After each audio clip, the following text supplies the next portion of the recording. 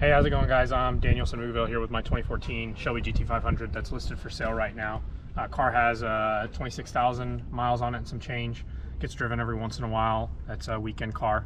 Has L&M NSR cams, Injector Dynamics ID 1300X injectors, perfect for the alternative fuel. JLT catch can, has ARH Longtube headers and ARH off-road X-pipe flowing back to the factory GT500 mufflers. It also has the larger XBA intake elbow to allow the use of the Kenne Belle throttle body, and then the JLT Super Big Air intake.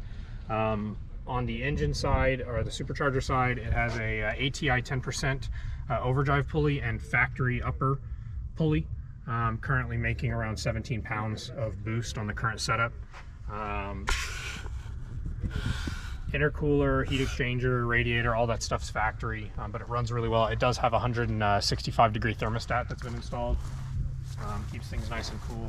On the interior, everything's mostly stock. It does have the N-gauge installed inside so that you can monitor, other variables if you want, and also load your tunes. The car will come with the N-gauge.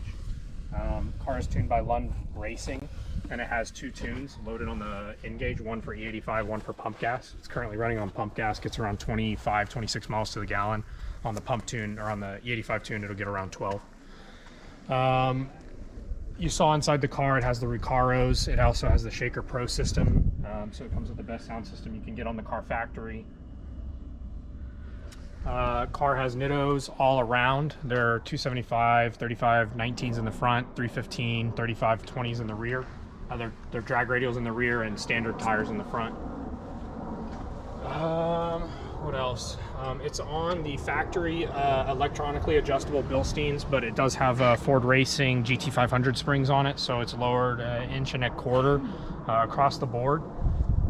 It sits really well, it rides really well, it has the factory brakes, factory rotors, nothing's been modified there.